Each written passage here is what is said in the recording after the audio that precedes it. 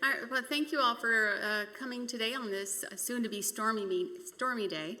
So with fingers crossed, our lights are going to stay on, and that means the power. All right. So for those that are online, if we suddenly go blank, it's because the power went off here. Well, let's hope it does not. It is now, I think it was 6:34. Thank you. 6:34, and we're calling the meeting to order. Again, thank you all for coming. So today's agenda, we've got two major things that are on our agenda today. One of them is going to be the upcoming elections, the board elections. Scott Wilkinson, one of our board members, will be talking to us about that. And then we have our guest speakers, John Cassani. And is Kevin here today? No? Okay. Okay, thank you.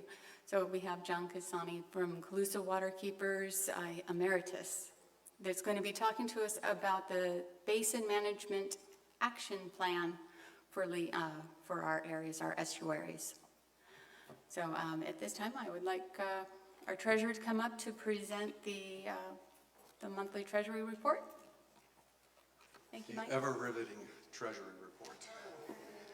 Okay, we got it. It's up. I know you can't see it up there. I cannot see it. I'm just sitting in the front seat. What it says, though, is the money market, $16,764.78. In our checking, $7,343.49. And the CD is at $78,548.43. And in the cash box, in the back there, is $103. Now, since this is the first time in the new year that we're meeting, I wanted to let everybody know that we do use the square system. So what will end up happening is if you wanted to renew your membership or if you wanted to make a donation to the Chiquita Lock, you can use your credit card or you can use, but there is a fee for using that. And that fee depends on the amount that's used. Anyway, our total fees for last year, that's this next line up there, the square fees for all of 2023 worked out to be $128.84, so not too catastrophic. The money in total was $1,352.46, and that was since the December 5th meeting, which was our last meeting. We got $85 in cash memberships. We had $367.46 in Square memberships and a $300 lifetime membership. And in our audience tonight is Noel and Karen Andrus, and they gave, as you know, we pay $300 for the rental of the church, and they gave us $900, which was half of the total rental. So thank you, Noel and Karen, for that. The money out, of course, it goes in, but it also comes out. And the money out was $3,000 this month, and that $3,000 was the second of the bills from the Chiquita Lock. I think we've all know what that is on the roof. So that $3,000 was for the Chiquita Lock lawyer. So the original legal defense that we had agreed to pledge was $2,500. We got $2,975 from membership, and then we matched that for another $2,975. And we've since paid out a bill for $2,500, and then the most recent one for $3,000. So our current balance for the Chiquita Lock is $2,950. That's how much money we have in that Chiquita Lock fund. At the very bottom there, I broke down the fees, but I don't think that's really too relevant. The bottom line is that we, the GPICA, are going to have to pay $9.53 because of people who had used their credit cards for donating to the Chiquita Lock Fund. And that's it. So, thank you. All right, thank you. Okay, so the next order is going to be to review and approve the November and December meeting minutes. They are available online. I hope everyone was able to review it. Does anybody have any questions? All right, we have Sherry to move to approve. Do I have a second? Thank you, Mike. Do I have anyone opposed of accepting the minutes as written? No? Do all approve? All right, motion carries. Thank you very much. Okay. So now, I would like to welcome our board member, Scott Wilkinson, up to discuss the annual GPICA board elections. Thank you, Scott.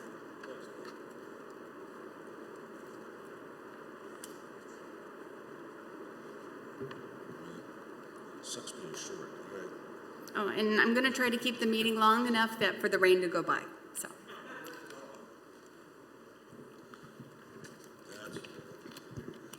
I wrote this down because it's a little complicated.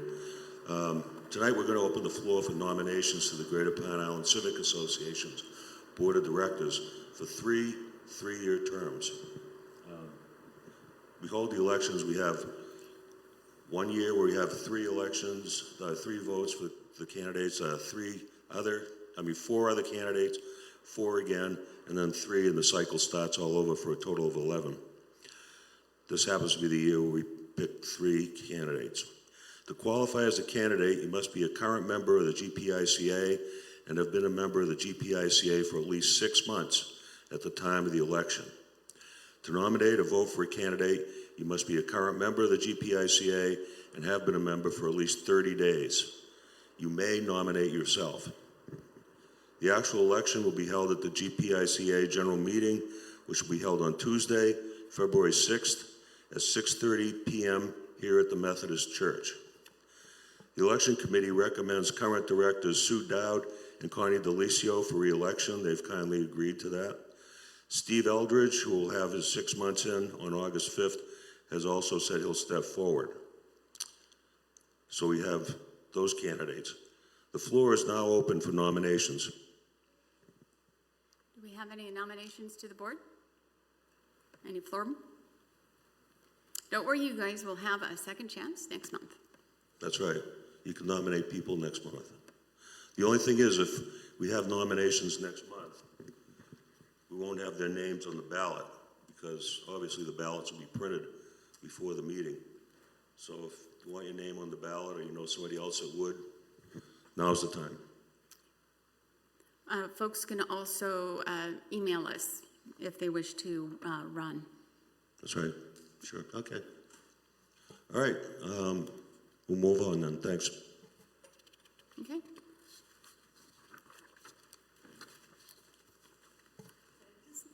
Yeah, thank you, Scott. Okay, so now we're going to invite our guest speakers to come up, but I want to remind folks that to please silence your phone. Take all conversations, private conversations outside into the lobby area. And during the Q&A, please use the microphone in the back of the room. And always, please remain civil, respectful, and cordial. Thank you.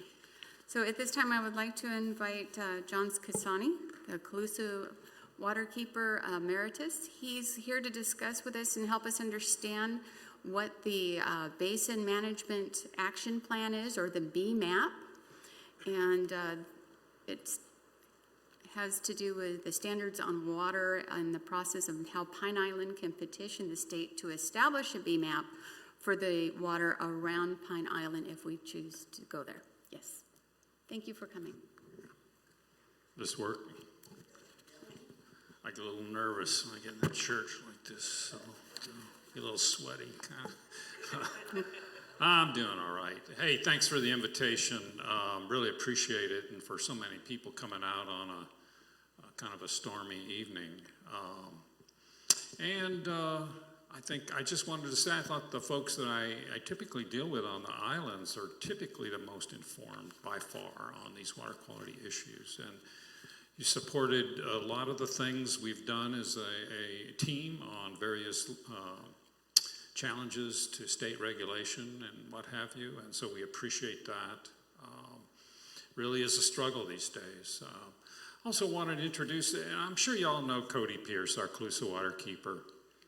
Cody, it's just a treat to be out on the water with Cody and understand how much he knows about it. He grew up on Mattershea Pass and area waters, and he's been a fishing guy for many years. So, Cody, feel free to answer questions as well. Cody has a tremendous. Is this too loud? No, about right. Okay, I always tend to start screaming into these things after a while. I don't know why. Kevin was going to join me tonight. Noel had invited both of us, and Kevin's wife had a procedure today, and she wasn't feeling too good, and he didn't feel well leaving when she was asleep. So anyway, so again, thanks for the invite. So Noel had asked us to talk about BMAPs, and I'm going to try to keep it as brief as possible. I know there's so many other things you'd probably prefer to be doing this evening, but and we'll shift to Q&A pretty quick, I think, on the BMAP and regulatory issues. Terribly boring, and there's not much happy news about BMAPs these days. There are two BMAPs in Lee County. One is called the Everglades West Coast, which is for the Imperial River and Hendry Creek. They both address low dissolved oxygen and nutrients as the causative agent. And the one that most of you are probably more familiar with and more interested in is the Caloosahatchee BMAP. It started out as the estuary, Caloosahatchee Estuary BMAP. And in 2019,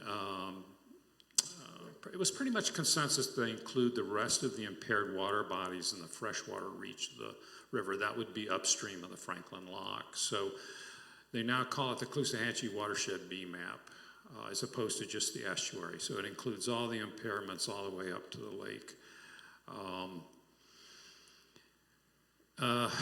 So I'm not going to go into why we do BMAPs and why we do TMDLs, other than to say that when a water body does not meet state water quality standards and no longer supports its designated uses, the Clean Water Act requires the states to restore those waters. And so for the Caloosahatchee Estuary, I think it was in 2005, it was verified impaired for chlorophyll A. And in 2009, the TMDL was adopted by the state. So you can't have a BMAP without a TMDL. The TMDL sets the restoration targets, either a restoration or a loading amount of a pollution. The BMAP implements the TMDL. So the stakeholders that are part of the BMAP process, they're all pretty much local governments, are required to reduce the pollutant in question. In this case, it was considered to be total nitrogen as the limiting nutrient. And the Caloosahatchee was also considered a resource BMAP. So they looked at what would be the best resource indicator, and they thought the deep edge of historic seagrass in San Carlos Bay would be the best indicator of how we manage or gauge success with the Caloosahatchee BMAP. So what that was about was the deep edge was determined to be historically 2.2 meters in San Carlos Bay. Okay, and long story short, rarely do we ever see light attainment at 2.2 meters in San Carlos Bay. So that's a little prelude to the not so happy story about BMAPs. God, there's so much to this, and some of our volunteers that are here, Sue, and others, I could go on for hours, and I can see you're already starting to kind of, I'm losing you. So I really don't know how to make this interesting, and we'll go to Q&A pretty quick. But the BMAP process basically measures success based on presumptions about projects that will reduce the pollutant load in question. So if a local government like Cape Coral does a project to improve water quality in the context of total nitrogen, then the state has a magic formula for saying, well, then we're going to give you so many pounds of total nitrogen load reduction credits. And that's where it begins to fall apart, okay? So when they measure success based almost entirely on load reduction credits from projects, they're not looking at the net change through time. They're not looking at how nitrogen is increasing through time as a result of landscape change and urbanization and additional agriculture as well. So what's really happening is the pollutant in question, total nitrogen, is actually going up in most cases. For the tidal basin, the majority of sampling sites or monitoring areas have more increasing trends for total nitrogen than decreasing trends. Probably the majority of the sites either don't have sufficient data or no trend detected, okay? So the state set the bar very, very, very conservatively. You really have to have something really bad happen for the state to pay attention to how water quality is changing through time. I'm going to try not to editorialize too much tonight. It's going to be hard to suppress that, but so you know, here we are. The BMAP, the TMDL was established, adopted in 2009. The BMAP was adopted in 2012. The BMAP implements the TMDL. Okay. So we're 12 years into the BMAP, and at the 2022 5-year review, the legislature requires the agency to do a 5-year review for the BMAP and other BMAPs as well. 12th year in, there's 1.2 million more pounds of nitrogen being loaded to the Caloosahatchee than the starting load back in 2012. So from that 11, almost 12-year period of time, it's actually getting worse. And many of the monitoring stations show increasing trends. And a press release, the DEP just came out with a press release that said, we've achieved 80% of our load reduction credit. Well, how is that possible? I mean, it just flies in the face of their own data.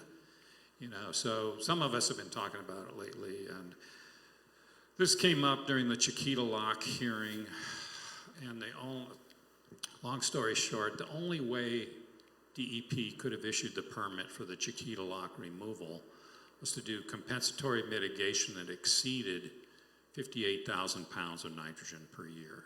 So DEP kind of threw us a bone on that one a little bit.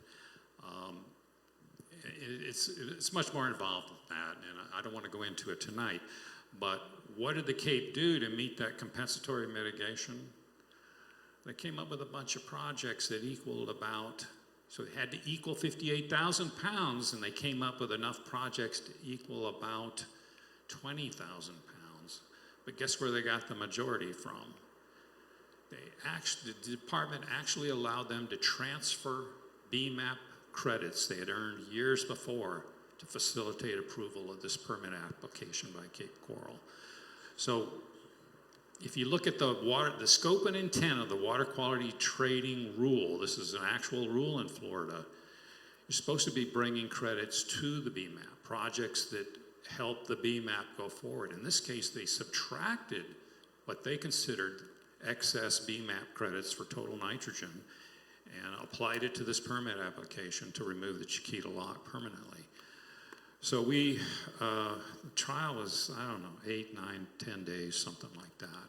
The last time we challenged the city of Cape Coral, and DEP was a co-petitioner with Cape Coral. I mean, it's hard to believe that the state just gets in bed with these cities and these municipalities on these issues. So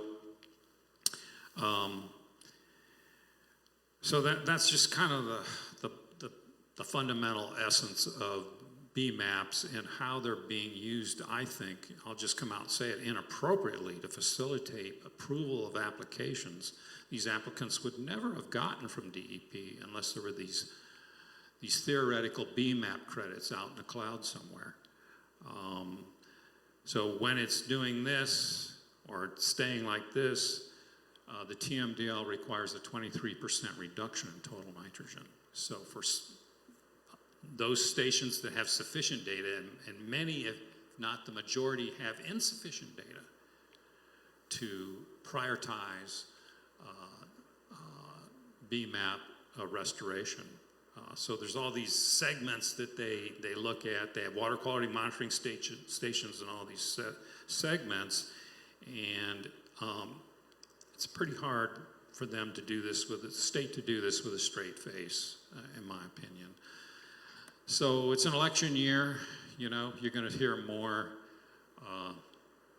bizarre statements about how great things are and how much money the state's throwing at projects for water quality. But year after year after year, this is what we're hearing. This is the mantra from the legislature and the agencies, that we're spending all this money on water quality, but why do they have to do that? And you have to ask yourself, could it be anything related to water quality is getting worse as a result of their own policies that they want to pat themselves on the back for, to spend more of your money to fix? It's a circular argument. It just isn't working. And a lot of people read those press releases, go, wow, this is great, we're doing great. Not so much, not so much. So that's what frustrates many of us, is that it's sort of a false narrative that the states come up with to kind of put a Band-Aid on a bullet hole. And so that's kind of what we're struggling with. And we'll see how we did with Chiquita Lock. I think the transcripts are due, the proceeding transcripts are due, and then each party will be submitting a recommended order probably 30 days after the transcripts come out. And then the administrative law judge makes a final recommended order. But guess what? DEP can just say, no, we don't agree with the ALJ. Okay, so we won this case in 2019. Okay, the ALJ actually filed and ordered in our favor, and DEP actually went along with it. And that's why the Chiquita Lock's still there. They leave it open all the time now anyway, but it's still there, which is a violation of another one of their permits. I can't make this up. So it's really a struggle, and I think I've been talking probably too long already. So, and I'm disappointed Kevin couldn't make it. Kevin's a real expert on restoration, fixing things. He's worked all over the world, in Asia and extensively in North America on restoration, particularly on wetlands. And so Kevin would have had a wealth of information to talk to you about restoration. He may be a little more of an optimist than me, but he's been doing this a long time. We've both been doing this a very long time. And so it's a struggle to feel good about the obvious trajectory that we're on. And it gets into land use issues and other things. I know Noel and my wife Holly and Karen are here, and they're really into land use change issue stuff. So why don't we just open it up for Q&A if there's time? Okay. If anybody has a question, if they can use the microphone in the back, that way the folks that are watching us online can hear the questions and the answers. We appreciate it.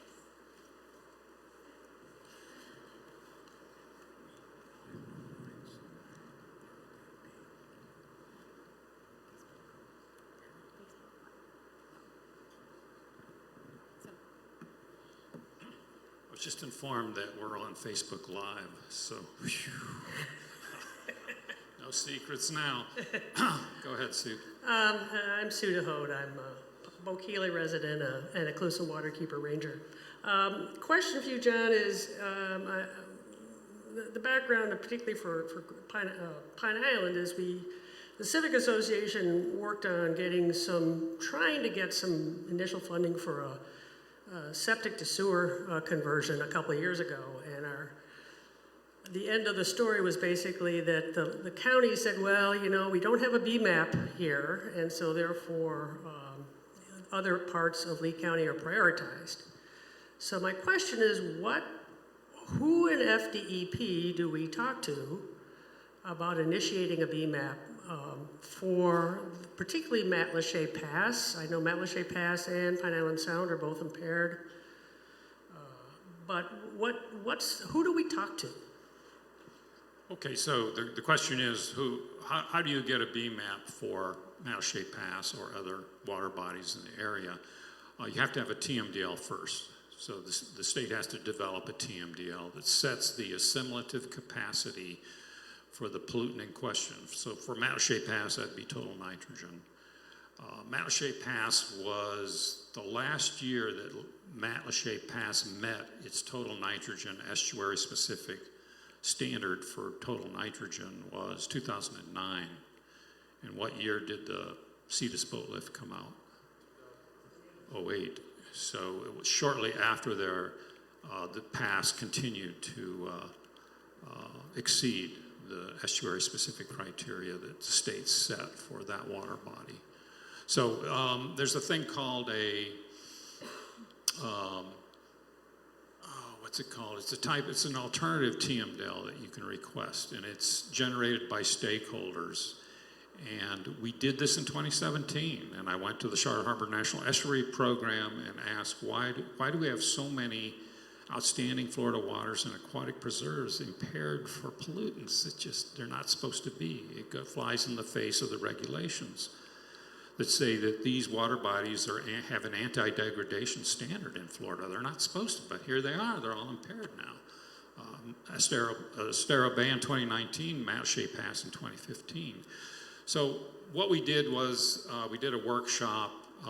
Long story short, the department just refused to develop a TMDL for Matlacha Pass, and the department's not doing a lot of TMDL development these days. It's especially for nutrients. So we've gone from 2015, so we're going on almost a decade where Matlacha Pass has been verified impaired for nitrogen. And the sad thing we're seeing, and I'm going beyond your question here, but it's important to note that we're seeing some major shifts in primary productivity in Matlacha Pass from seagrass to macroalgae or cyanobacteria. And that's a bad trend. There's public health impacts there. So right now it's medium priority for a TMDL. It should be high priority because it's a state aquatic preserve. The state has a prioritization matrix that they run these requests for TMDLs through, or their internal analysis, and we just never ranked very high. In fact, there were only 10 water bodies, I think, in the state that had TMDLs developed for nutrients this past year. So that's out of hundreds, 10 that they did that have been waiting for restoration progress through a TMDL development. So we really need one. I would suggest the community get together and invite DEP to one of these meetings and say, hey, how do we get a TMDL from Matlacha Pass? Just as a follow-up, so I did some research into the organization of FDP through the Chiquita Lock process, and I'm finding they're very siloed, and different parts of the FDP don't seem to talk to each other much. There is a restoration wing. Is that the wing of the people that we talk to, or do we talk to the regulatory piece? Because they're different. Here's the problem. A water body can stay on the impaired waters list, or what they call the 303D list, which is the list the state has to send to EPA, the federal list. And those are the water bodies that have to have a TMDL. But they don't really put a minimum time it can be on the list. It used to be about 10 years. Now, many of those water bodies have been on there 7, 8 years or longer, and they're just not getting TMDLs developed for them. So you should ask the state directly, why are you not developing TMDLs for the highest quality water bodies that we have in the region that are verified impaired for various pollutants, particularly nutrients? So why is that? So would that be Jennifer Carpenter or somebody else? That would be probably someone in the Division of Environmental Assessment and Restoration, the Okay. DEER. That's where I would start with Ken Weaver, or I talked to you about some of the other individuals that might still be there. That'd be good to talk to. Hey, here's Kevin. Come on in, Kevin. Good to see you, mister. Welcome. Thanks for getting here.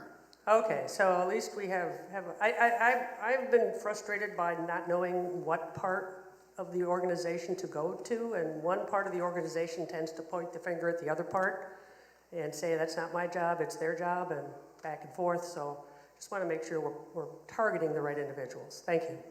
Well, sometimes you have to go to court to do that. Actually, sometimes you need a judge or a magistrate to say, hey, these individual stakeholders or communities have not done the maximum extent practical and are not providing reasonable assurance that the water body will be restored in a timely way. So that's sometimes an outcome, but it's an uphill battle. I'll agree to that.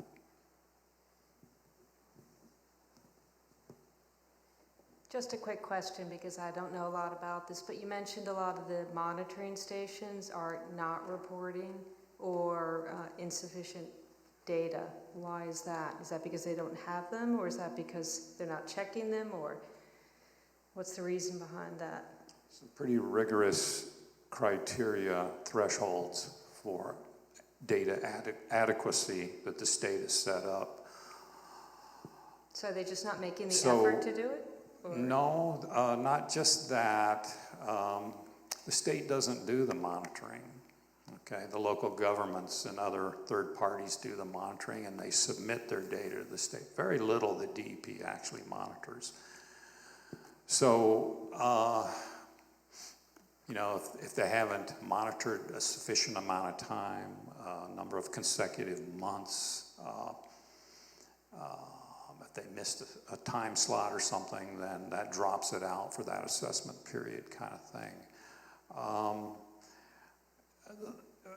When I started to question the department about this early on, it was, well, there wasn't any water present, so we couldn't. There was a drought, and they couldn't sample because there was no water to sample. I thought, that just doesn't quite sound like a comprehensive answer to the question. More recent meaning is they need 5 consecutive years of data that meets all their very conservative criteria for eligibility. And so we actually wrote a letter on this, that it's just so, probably the majority of the stations have insufficient data. And this is after 12 years of the BMAP being in existence. The other biggest category, I think, is no trend. It's supposed to be going down 23%. So we're in our 12th year. There's only 8 years left on this BMAP. So the trend's going like this in many areas, and it's going in the wrong direction. So I think that's the underlying reason, is that the criteria for data acceptability is so rigorous that, you know, those little things kick it out. And I'm not exactly sure how to assess that. I want to think there's something amiss somewhere, but the governor issued an executive order in 2019 that said he was going to do more water quality monitoring. If that's the case, why are so many of the stations have insufficient data, kind of thing? The state, the legislature, God bless them, they transferred a lot of authority from the Water Management District to FDEP. So they're centralizing a lot of that authority with DEP on water quality enforcement. So those are a couple of the reasons I think that's going on, is they have more control over the process that doesn't enable enough data to get through the pipeline so they can prioritize. This is only for targeted restoration areas, which is just a subset of the total. So they're trying to figure out what are the hot spots and where should we target restoration. And most of those, for both Lake Okeechobee and the Caloosahatchee, have insufficient data to do that targeting, which is really disappointing. So the monitoring stations can be both the government doing it and other organizations doing it, or just the government? Well, yes. So what happens is if you're not a local government or you're not using a certified lab, that's one of the other criteria. You have to get it in the state's database, and they load the database once or twice a year. So they ask local stakeholders, send us your data, And if it makes it through the firewall of acceptability, then yes, a third party can do that. That bacteria data that I actually sent that in for to be included in the state list, but you almost need training by the department to figure out how to do that. Let's just say, I think they acknowledged it, but I don't know if they accept it or not. Yeah.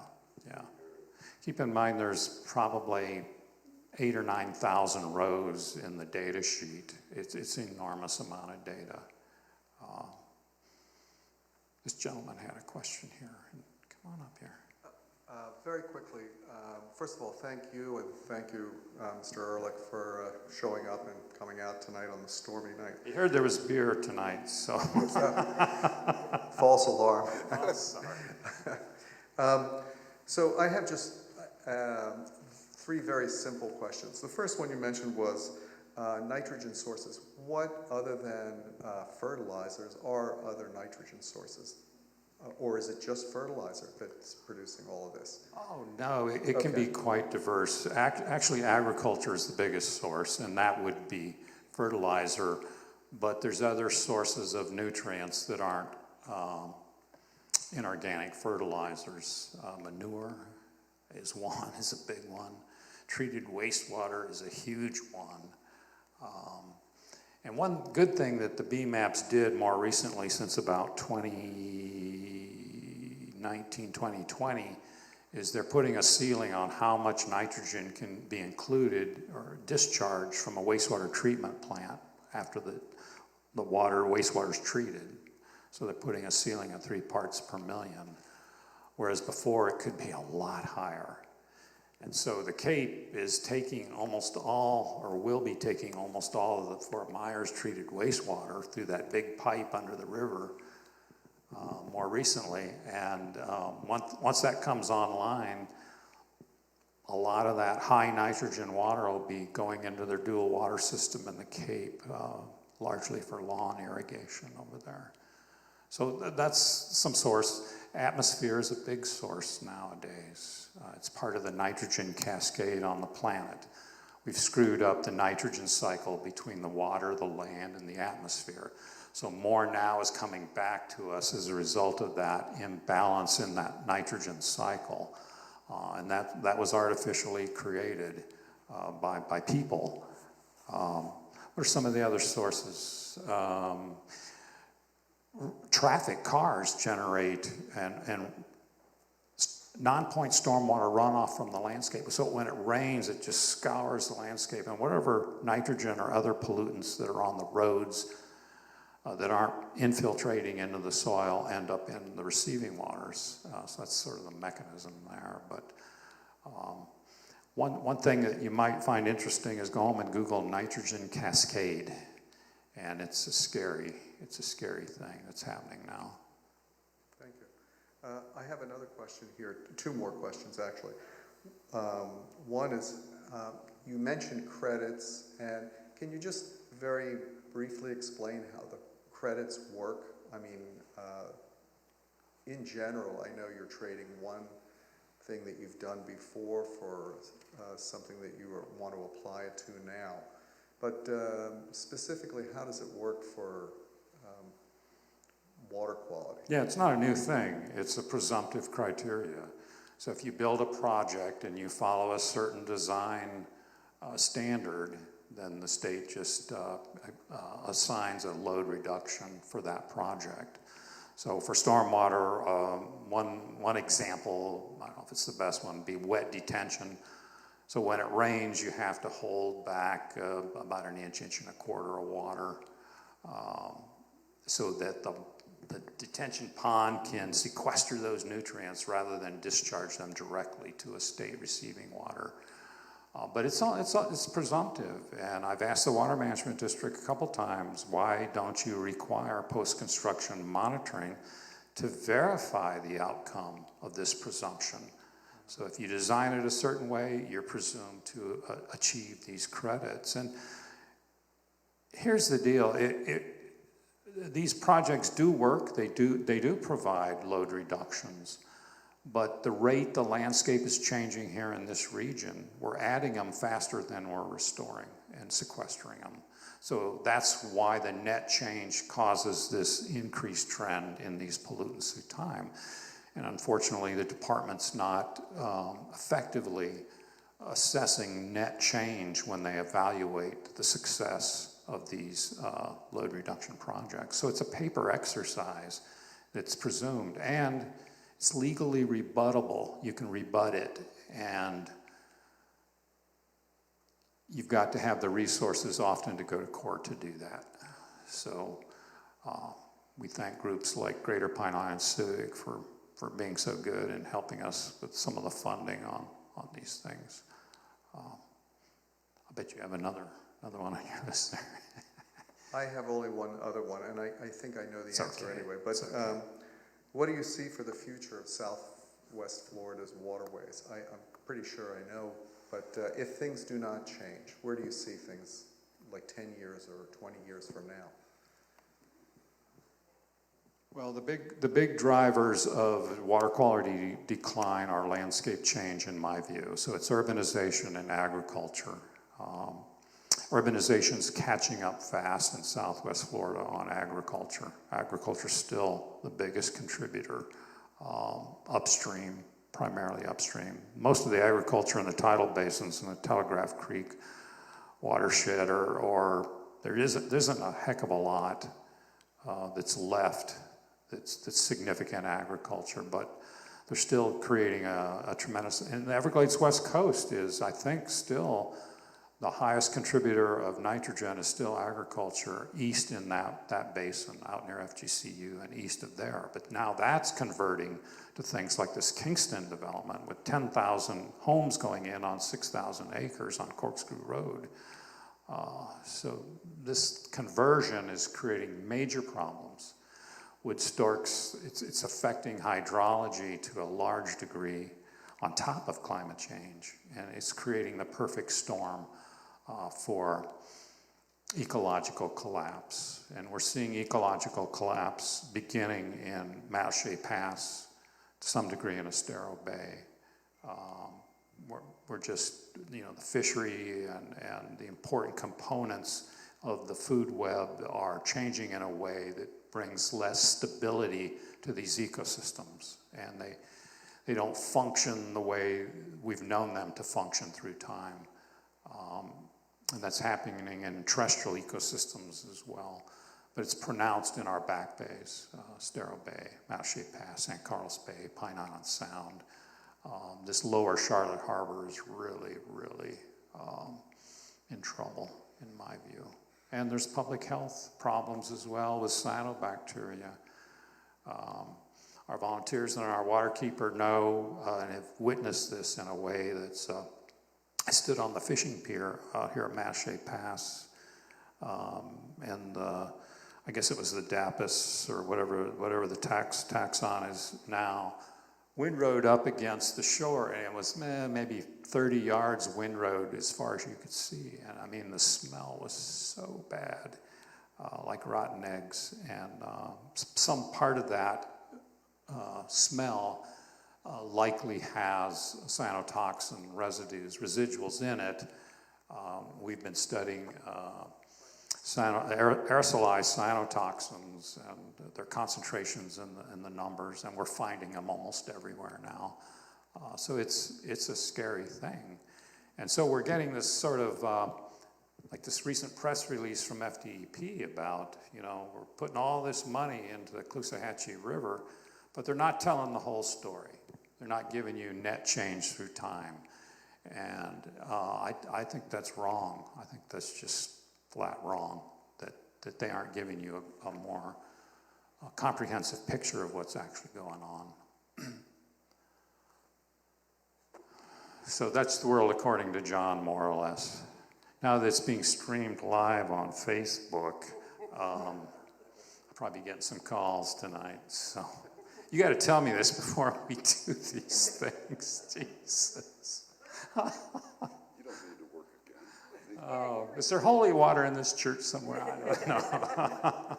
I need to be absolved. So, as I said earlier, Kevin's an expert on wetland restoration. He's an international expert on wetlands restoration. And I think Kevin's trying to work on putting together a new consortium that'll help us beef up our attempts to challenge some of these not so good regulations. So Kevin, take it away, mister. Thanks, sorry about being late. He really didn't need me here tonight because he's the expert on water quality.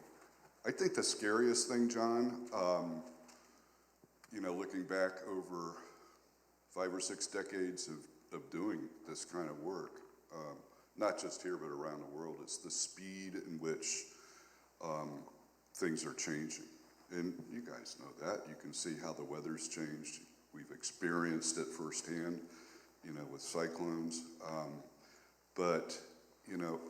If I was to look at just my little career over the last 50 years, there was relative stability, through the first 4 decades anyway. There was a lot of stuff going on. I mean, this was a wild place 50 years ago when I came here, all the way from, I'm a native, but when I moved my office here back in the early 70s, things were so much different than they are now. And I don't mean, roads and traffic and all that, of course, that's a given.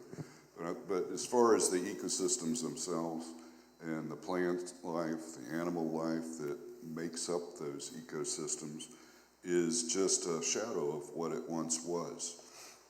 We don't study biodiversity. There's a lot of things that we don't do that I think that we really do need to do, and it's almost too late. To do those kinds of studies, it's helpful to have baseline information, information, data that was collected before things, started to change rapidly. I think we still have time to do that, but I'm particularly concerned because of the lack of support from our government friends. I know this is being streamed, and I'll just be blunt. I don't believe that we're getting the assistance that we need to get from FDEP or from any of the other state agencies. I spend much of my time now with my research in the Everglades, and I'm in court against the state of Florida in a 2 or 3 month long trial. Try that on. So it's us against a whole lot of people in DEP and the Water Management District, but they're not the vanguards of protecting us, guarding the public trust anymore.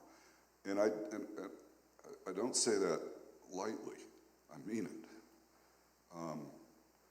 For all the science in the world, if people like you don't understand what people like John and I try to express and then do something about it, then we continue to do our work in hopes that somebody will pick up on that. Because, as a scientist, we're not trained to be advocates, except for science, good science, rigorous science. And we still are, but I think a lot of us have recognized the fact that we really do need to do more, and that's a slippery slope for us, because I don't want to be looked on as a rabid environmentalist or somebody that is quick to say things that may not be true only to get people excited. But I firmly believe that we need to do more, so that's why I'm trying to talk to the various environmental groups that operate within Southwest Florida to see if we can form a consortium, starting with, just talking to each other. What are you doing? What are you doing? Where are you sampling? Where are you collecting data? Why are you doing it?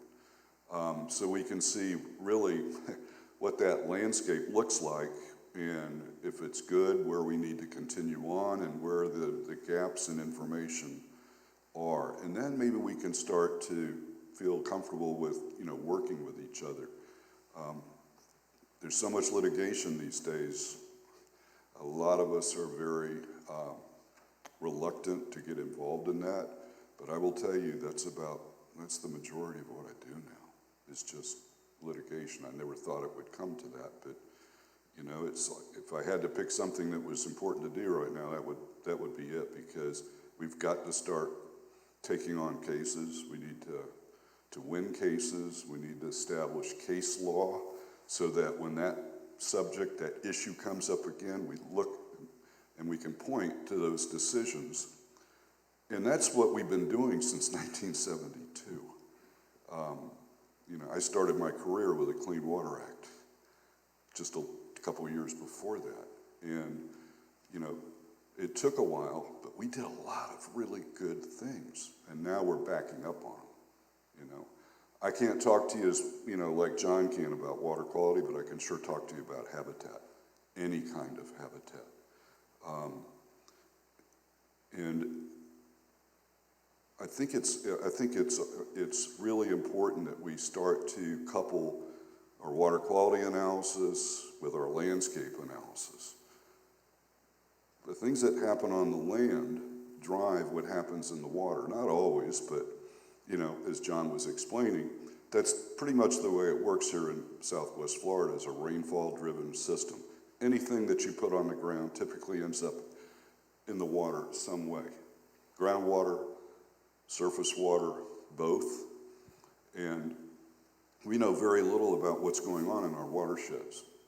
You know, John, what kind of monitoring do we do in our watersheds, water quality-wise? Not very much, if any. And we do zero evaluation of what's happening to our ecosystems. Somebody like myself, I'm an ecosystem ecologist. It's not hard to set those things up and have people, not scientists, but lay people actually involved in working in those areas. And I think that's one of the areas that we're particularly lacking in right now, is the fact that, you know, all of us know the river, we know Matlacha Pass, Pine Island Sound, the harbor, and all that, but how much do you know about the areas, all right, that provide the runoff to those areas, you see? And there's so much going on right now with rapid land conversion. I mean, this is crazy. This reminds me of how things were going in the 70s. Scale is different, but if you were here back then, you know what I'm talking about. I mean, there were drag lines everywhere, right? So we're past that. We think we're more sophisticated, but we're really not. We're just chewing it up faster than ever before. And I'm not here to say development is bad, but I think we need to look at what kind of development fits this particular area in such a way that it doesn't drive these downward trends that I'm sure John has spent the last hour talking to you about, you see, because we can't fix what's going on in the water unless we pay attention to what's going on in the land. So I'm hoping that, you know, by getting a few of the environmental organizations in the area together to just start talking and working together, we can combine forces. And even if we don't litigate together, you know, as I was telling John the other night, just to be able to send out a letter that represents 30, 40 organizations in Southwest Florida and says, we looked at your project and it needs some work, or it needs to be moved or relocated. This is not the right location for it. But the bottom line is the ballot box, because that's what truly needs to change, because, you know, we can have all the good science to prove a point, and I use the Everglades as an example.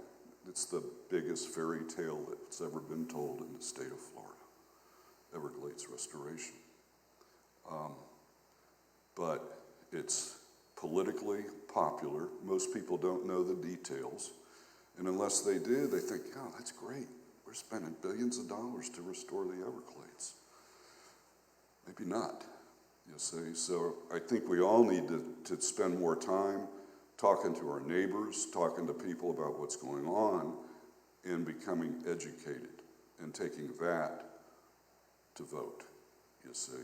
Because until we have support from Tallahassee, whether it's the governor or the legislature or your local commissioners, things are not going to change. There's not enough of us. There's not enough money. Heck, we don't even have enough attorneys to be able to prosecute these issues as they come up. There's just too many of them.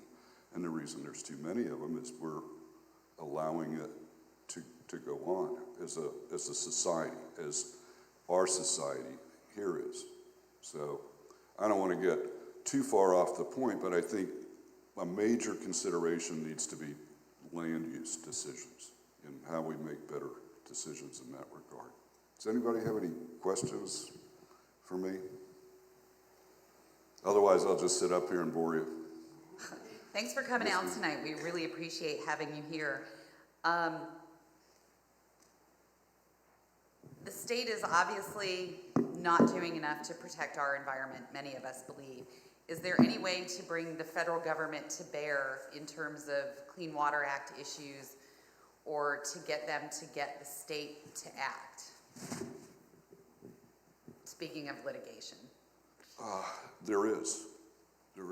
And all I can tell you is some of us are thinking seriously about those opportunities. That's what I would call them, opportunities. But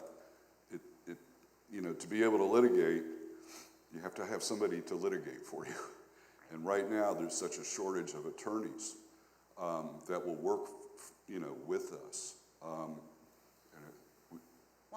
That's a major point. Right? We need to pay the attorney. What would you estimate litigation costs would be for something like that? Depends on the case. I mean, I don't know that you could go through an administrative hearing process really for less than what, John, $40,000 or $50,000?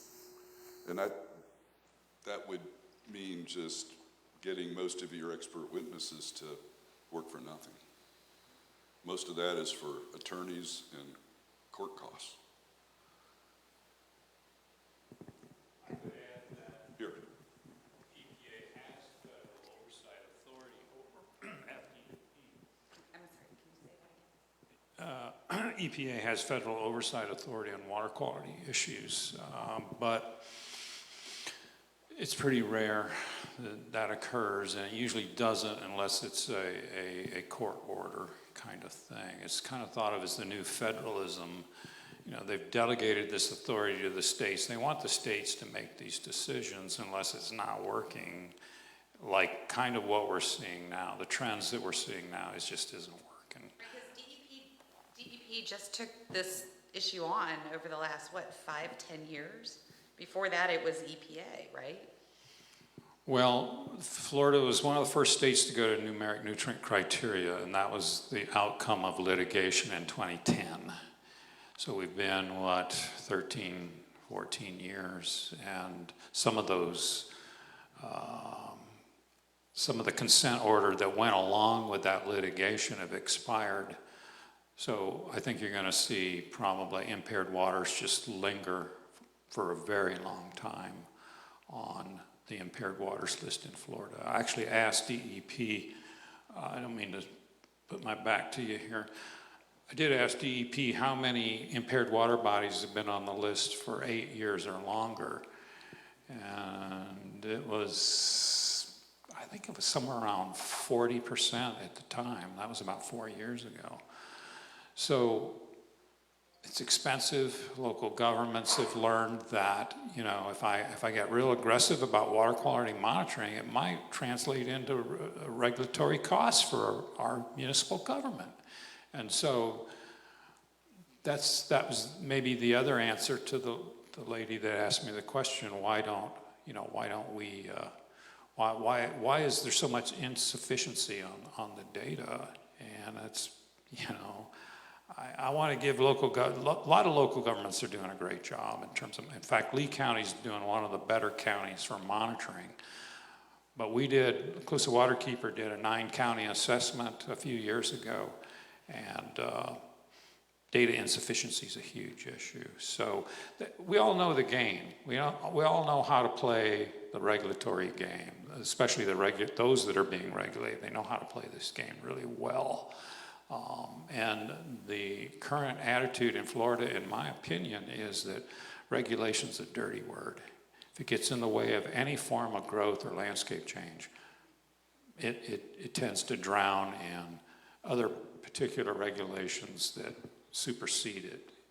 I was just talking to my wife the other day about there's a bill out there that will just chill any, it's in the pipeline now in this session, that if you lose, doesn't matter whether it's frivolous or not, if you lose, you're going to pay. You're going to pay. And they've ballooned the risk to the point where I don't think anyone's going to challenge. Unless you have very, very deep pockets, you're not going to challenge these things anymore. So that's what I think Kevin and I are saying, is that, you know, we need to work together better. We need more groups paying attention and focused, laser focused on these things.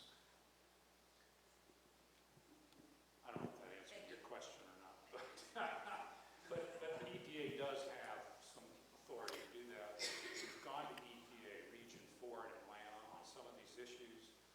They made the right noise. They called the local folks, the local DEP agencies, and talked to them about it. And we're waiting for the outcome of one of those requests that we made of EPA Region 4. But it's an election year, you know. It's just... I feel like we should have started 4 years ago, but whatever. Yeah, absolutely. You got it. You get it. So. Anyway, thank you. I just wanted to just supplement what these gentlemen have said about costs. Let's see, this is from Cape Coral Breeze. The Chiquita Lock case, the attorneys have been paid by the city of Cape Coral $1.04 million from September 2020 to September 2023, and additional fees are in the six-figure amounts for expert witnesses and studies. So it's looking like, you know, well over $1.5 million will have been spent by Cape Coral just to try to get rid of the Chiquita Lock. And our little band of fishermen and expert witnesses and pro bono lawyers, I think that fund is around $40,000, and it's a drop in the bucket. So that's what we're up against.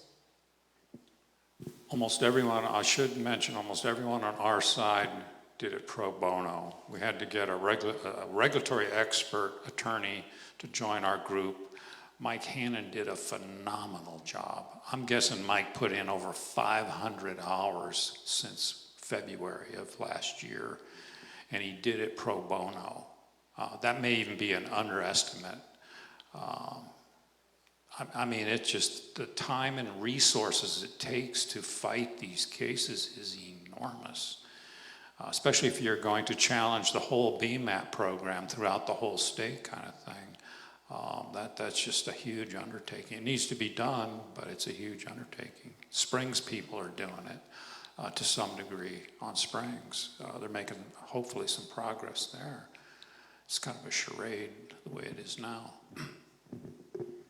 Well, I think our situation is the legislature just passed several bills.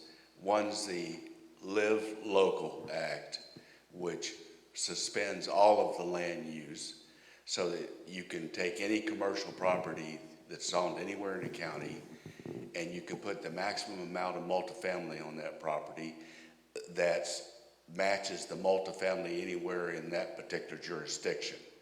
And then recently, they just extended for 3 more years. So we essentially have 4 years where there's a moratorium set by the legislature.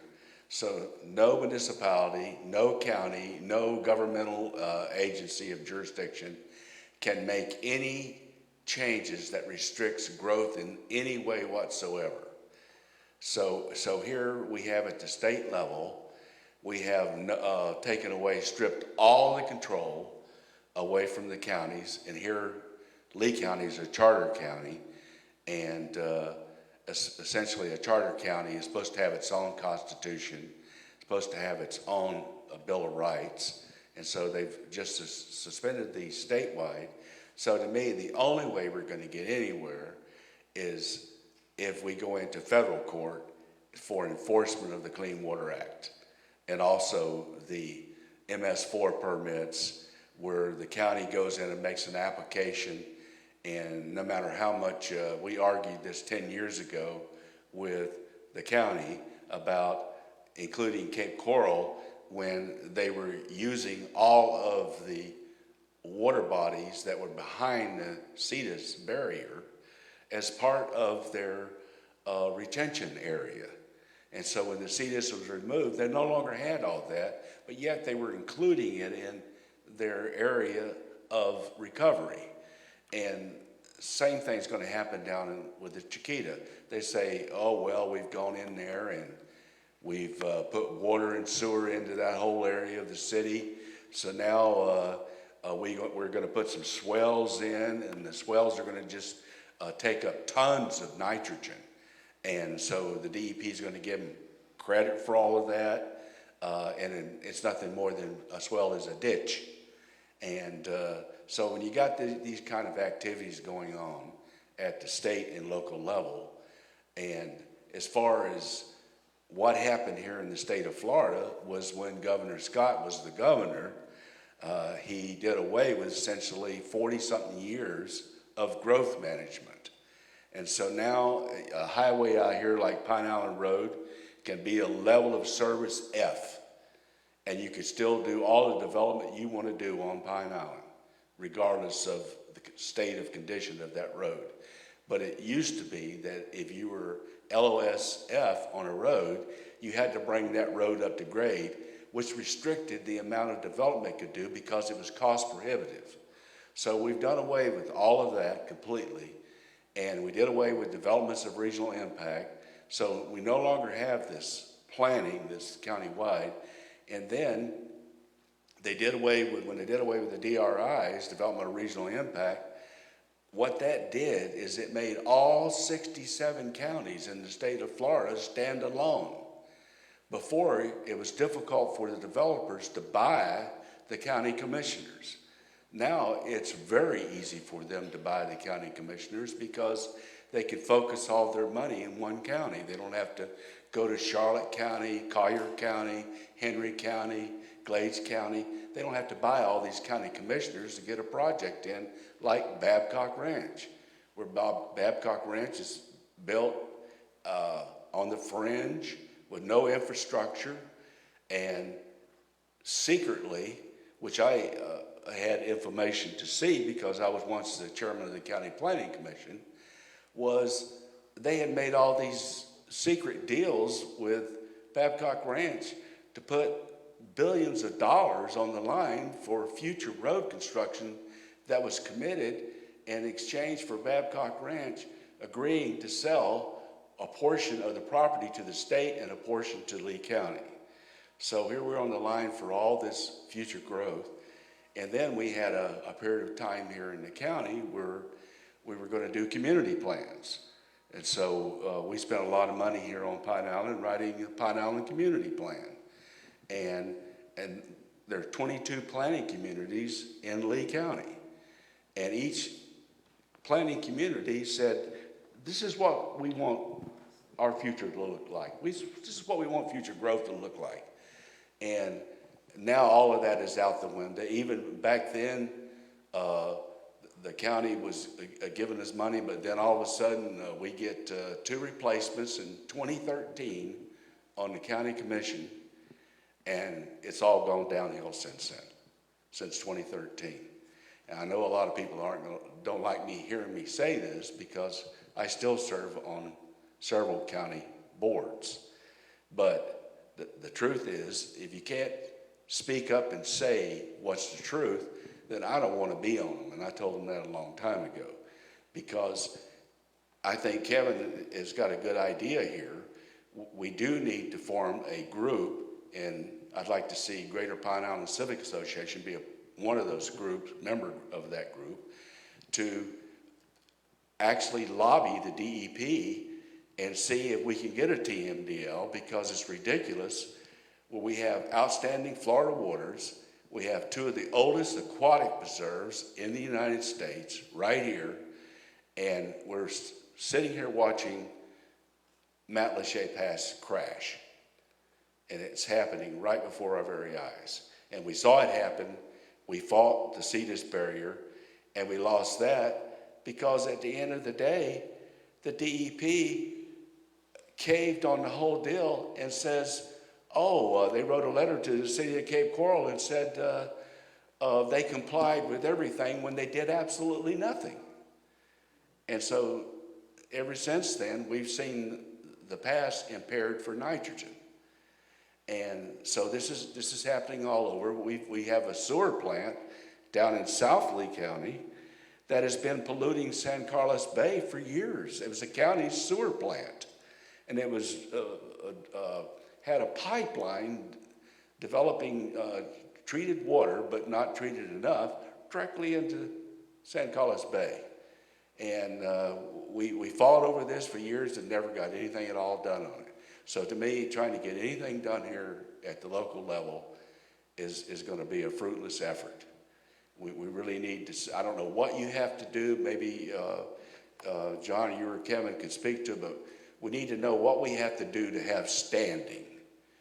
What do you have to do to have standing to file a federal lawsuit? Thank you.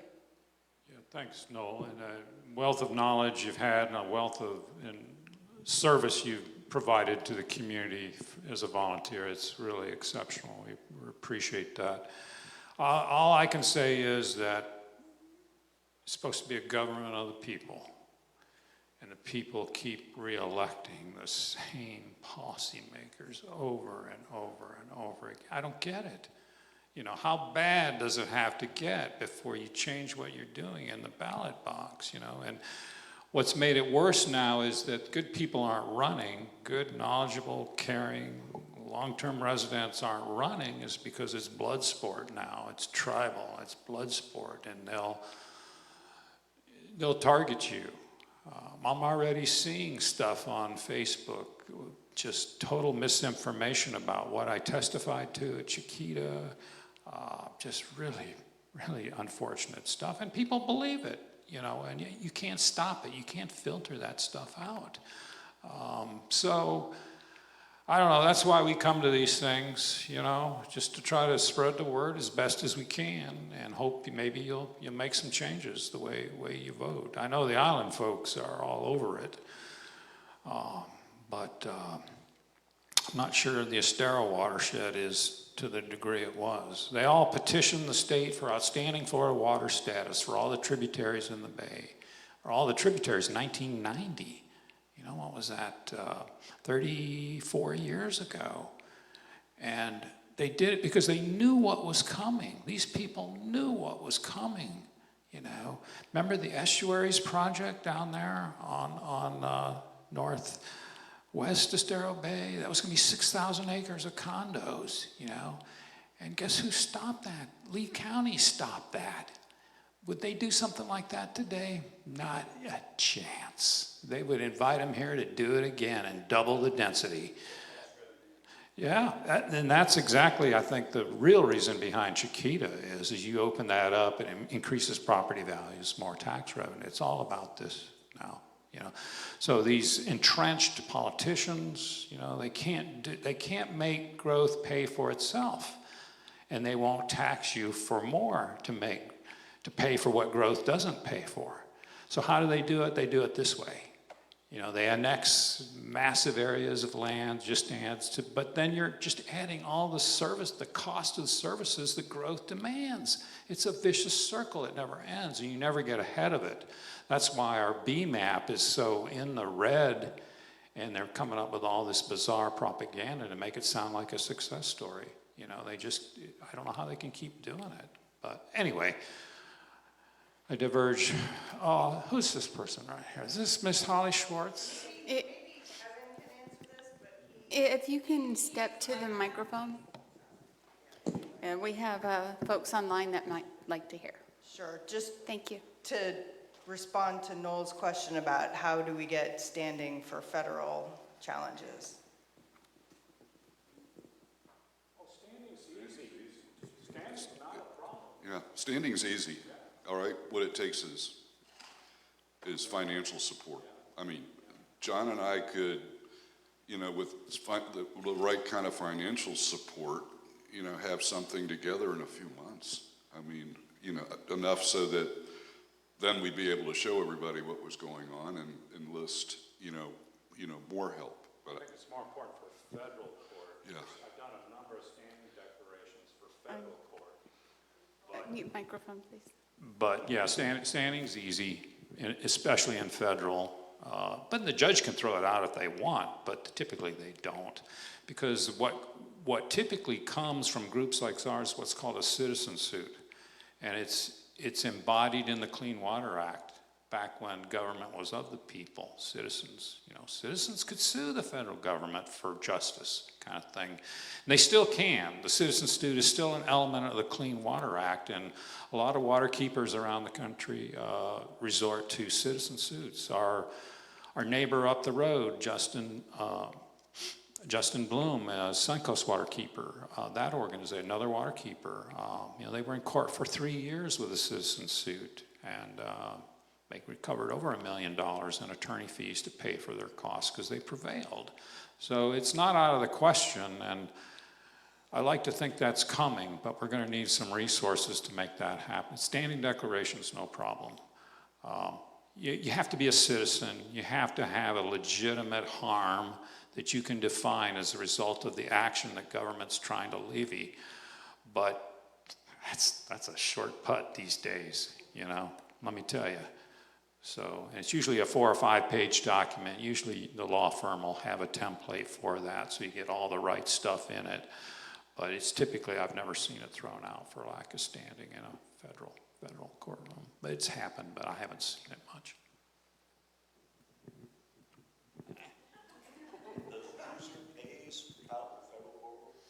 That's a great question. We were just talking about that the other day. I think it's up to the judge, but not the way Florida's rigged the game and continuing to rig the game to the degree where nobody's going to challenge anything anymore because of the millions of dollars at stake. The Conservancy of Southwest Florida lost a case on land use this past year. Calusa Waterkeeper became a friend of the court on that case. And they lost with prejudice, and they were going to owe Collier, I think it was Collier Enterprises, $3+ million. It's a lot of money for a little nonprofit. Well, a bigger nonprofit, but still $3 million's a lot. Well, they appealed it and won in appeal, but the attorney fees they racked up to get that justice was probably close to what they would have had to pay out in the, you know, it's a big game. That was. No, again, it's up to the discretion of the judge. Yeah, you gotta know how to play the game and how to proceed appropriately. I don't know if it's common or not. I've witnessed a bunch of proceedings and been involved in standing declarations, but I haven't witnessed a lot of outcomes where the petitioner had to pay even if they lost, kind of thing. Great question, though. Yeah. If I can remind anybody who has a question to please use the microphone. 10-4. I had my back to you and didn't hear you too good.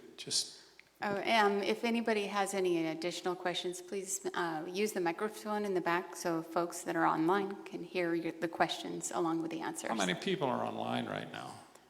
Currently, it fluctuates between 14 and 20. Okay. But we have a lot of folks that will actually watch it later. Yeah. Oh, boy. Think about what you said. I'm good with anything I said here tonight, so no sweat. Here comes the water. I knew he was saving the best for last. Save the best for last. You know, first and foremost, I'd just like to thank you guys so much for your time, especially going out on a limb and being able to speak about this publicly. One of the issues that we seem to be continuously running into is trying to assimilate the value of our ecosystem. You know, being in this area, we count on a natural resource for almost the entirety of our economy, both from a real estate aspect, from our tourism aspect, and then also trying to respect the cultural standards that we have in this area, from commercial fishing to the fishing guides that support a tourist industry.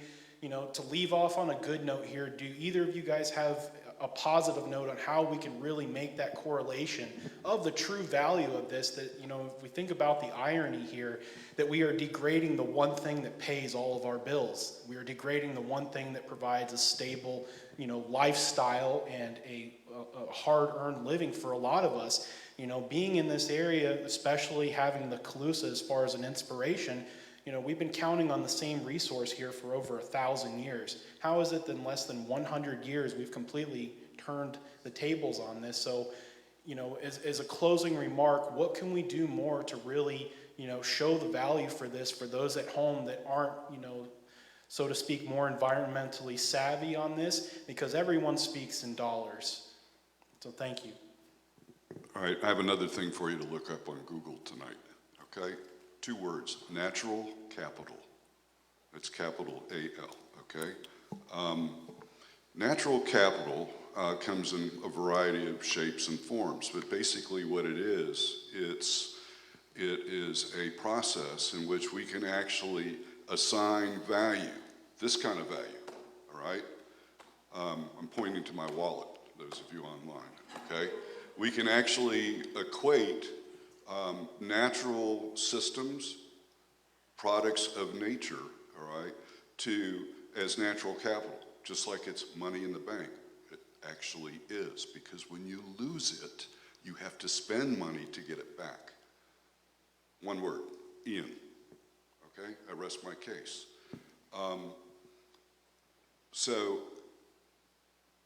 that's a great point to make, but people typically are not interested in it because they still can't equate a mangrove forest, all right, with capital, with money, the true value.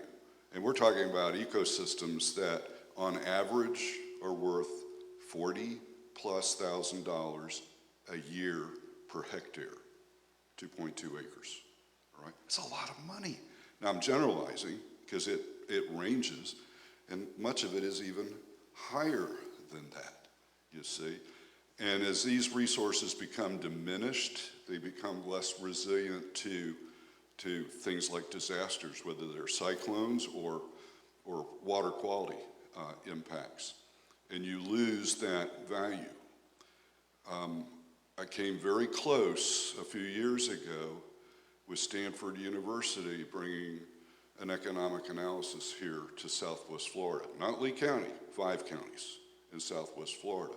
And I lost because of politics. I had everything all lined up.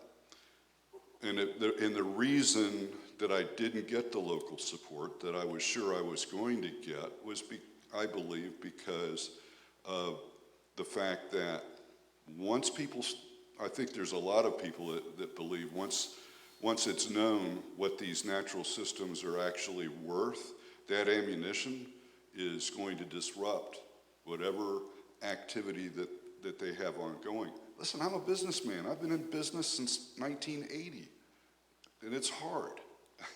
But we're not out to put people out of business. What we're trying to do is make their business, you know, better, make it resilient.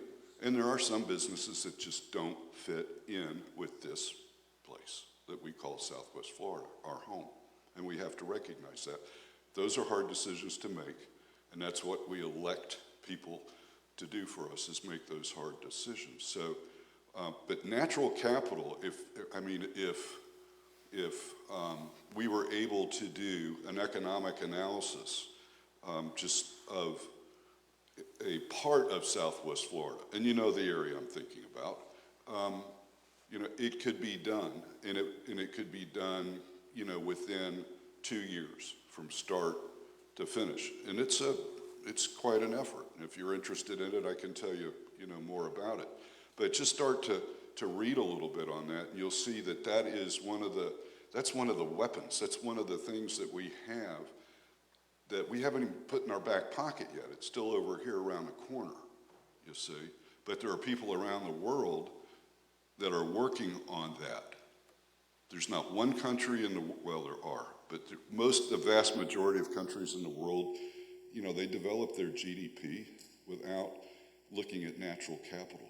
Think about that. I mean, Pine Islanders, I mean, to a man and woman here, we would say our worth here is our mangroves, it's our seagrasses, it's our oysters, it's our waters that we want to be clean again, you see. It's the pine forests on the island. Those are the things that brought us here, that keep us here, you see. But they're worth a lot more than just, you know, how I feel about those areas. And whether you believe it's part of the economy or not, it is. You know, as a restoration, you know, ecologist, I can tell you that it always costs more money to put something back, to restore it, than it does to manage it and keep it in good condition, you see. And these ecosystems that we're talking about protecting, you know, I told the judge in the Chiquita case, and I meant it with all my heart and my mind, was the fact that the mangroves that are south of that waterway sacrifice themselves. You know, the mortality in there is greater than 80%. And it's going to take a long time for that system to recover. But had those mangroves not been there, they would have suffered the same fate that Sanibel did. It was the same wave that came through there. And when I looked at those mangroves in there, it was obvious to me, and I've studied cyclonic impacts around the world, that there was a lot of property damage that did not occur, and possibly lives that were saved just by having those mangroves there, you see. And that's one of many, you know, things that they do for us. Well, that is worth something, see. And when we start to develop the worth of our natural systems, just think about Pine Island. You know, don't think about a large area. Think about your neighborhood. You know, Bokeelia to St. James City and Mount Lachey, and pull that together and see what it gives you. You know, back in the old days, when I first came here, commercial fishing was big. And when you looked at the harvest numbers and the pounds, you know, and the catch and the dollars that were generated, it was significant. Well, now it's tiny, difficult to measure, and it's spotty. And all the money is coming from other areas, all right? Like Noel was talking about. Well, that comes with liabilities. Protecting the mangroves, the seagrasses, that doesn't come with any liabilities. And it's generating income. We all fish, most of us do. Some of us fish for a living, and that's becoming more and more difficult to do. But I thank you for that. You know, natural capital is something that I probably wouldn't have brought up tonight, but it's vitally important, and it's something that we haven't even begun to look at here in this area. And if you want to know what it costs, it was going to cost $1 million almost 5 years ago, and taken 2.5 years to do 5 counties in Southwest Florida. So we're not talking about a ton of money. Not if you can get the right businesses involved to support that, because believe me, there are a lot of businesses here in Southwest Florida that know that their livelihoods depend on clean air and clean water and a healthy ecosystem. We're part of that ecosystem. And that ecosystem's going down, whether you know it or not, you're going down with it. Thank you for that. Any other questions?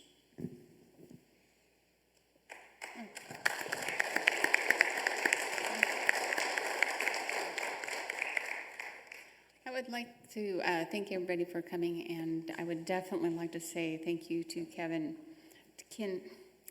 Erwin and John Cassani for coming out and volunteering their time to speak with us, to help us understand our fragile system we live in and we all love. All right. Do I have a motion to adjourn? Thank you. Do I have a second? All right.